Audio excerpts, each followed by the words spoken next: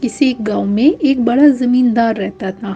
خدا نے اسے بہت سی زمینیں، بڑے بڑے مکان اور باغ دیے تھے، جہاں ہر قسم کے پھل اپنے اپنے موسم میں پیدا ہوتے تھے۔ گائے اور بھینسوں کے علاوہ اس کے پاس ایک اچھی قسم کا بیل اور عربی گدھا بھی تھا۔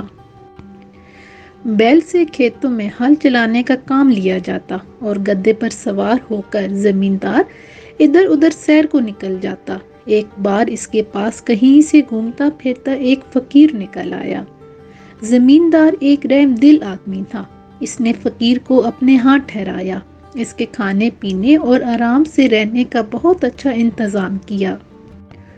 2-4 دن بعد جب وہ فقیر وہاں سے جانے لگا تو اس نے زمیندار سے کہا، چودھری، تم نے میری جو خاطرداری کی ہے میں اسے کبھی نہیں بھولوں گا۔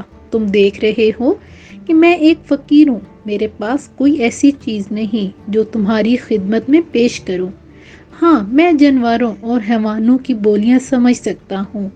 تم چاہو تو یہ علم تمہیں سکھا سکتا ہوں، لیکن تم کو مجھ سے ایک وعدہ کرنا ہوگا کہ تم یہ بات کبھی کسی کو نہیں بتاؤ گے، اور یہ بھی سن لو کہ اگر تم نے یہ بات کسی سے کہہ دیا تو پھر زندہ نہ رہ سکو گے۔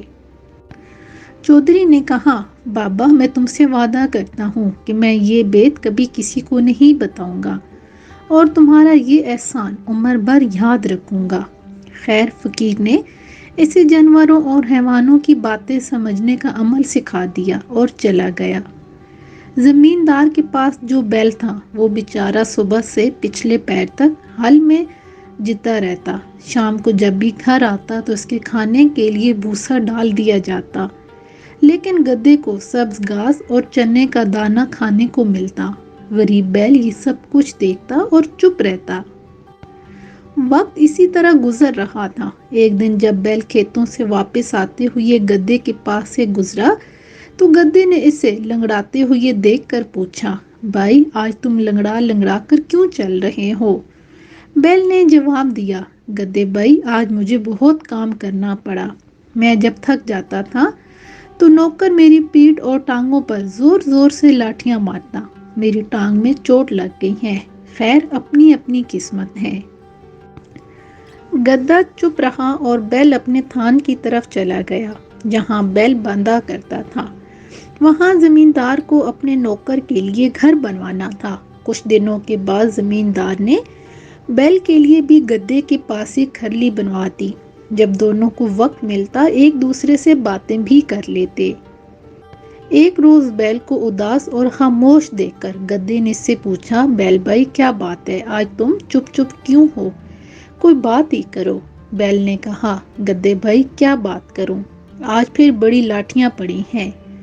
گدھا کہنے لگا، بیل بھائی، سچ جانو، تمہاری جو درگت بنتی ہے وہ دیکھ کر مجھے بہت دکھ ہوتا ہے، لیکن مجھے افسوس ہے کہ میں تمہارا دکھ بانٹ نہیں سکتا۔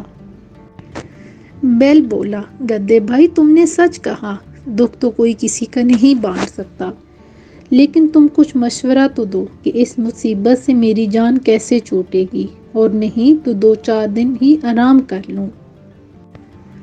گدھے نے کہا، ایک ترکیب میری سمجھ میں آئی ہے، اس پر عمل کرو گے تو 5-7 روز کے لیے تو بچ جاؤ گے۔ کہو تو بتاؤں؟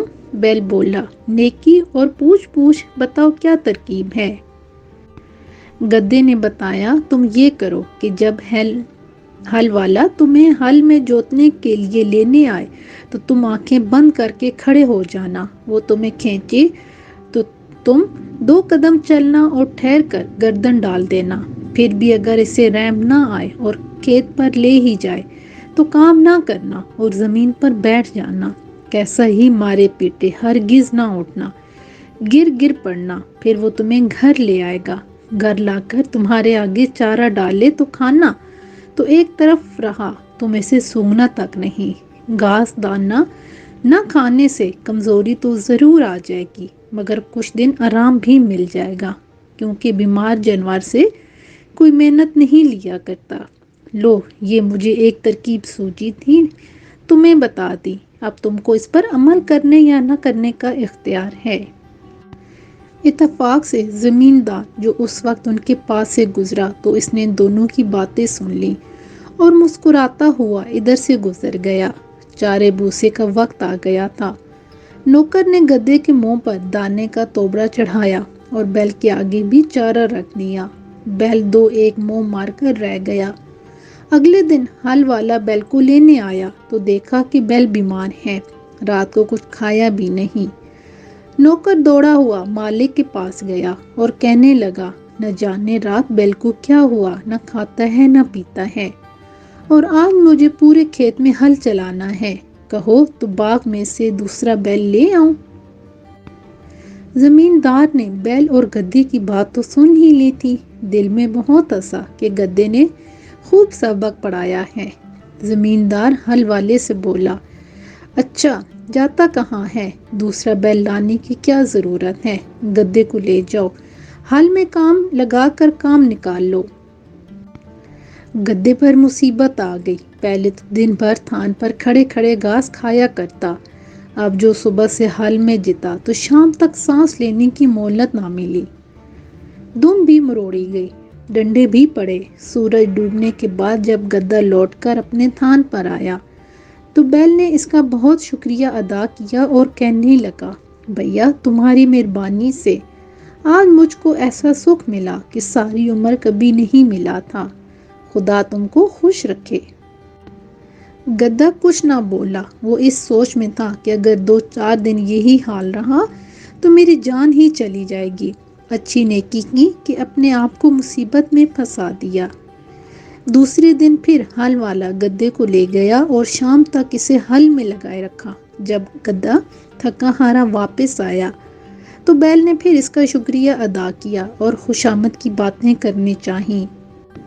گدھا کہنے لگا، میاں ان باتوں کو رہنے دو، آج میں نے مالک کی زبان سے کیسی بری خبر سنی ہے کہ میرے رونگٹے کھڑے ہو رہے ہیں، خدا تم کو اپنی حفاظت میں رکھے۔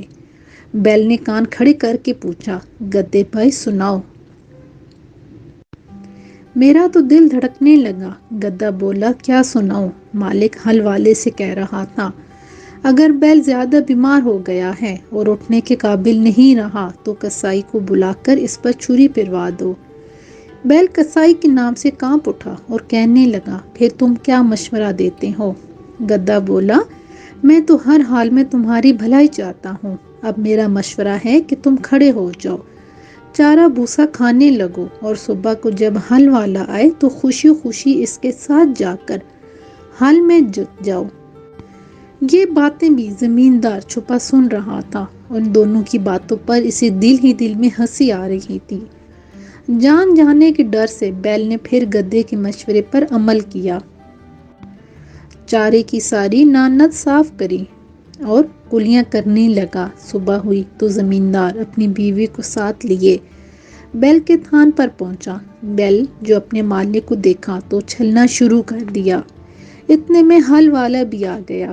اس نے بیل کو بالکل تندرست پایا، کھول کر لے چلا اور وہ اس طرح دم ہلاتا اور اکڑتا ہوا چلا کہ مالک کو بے اختیار ہنسی آ گئی۔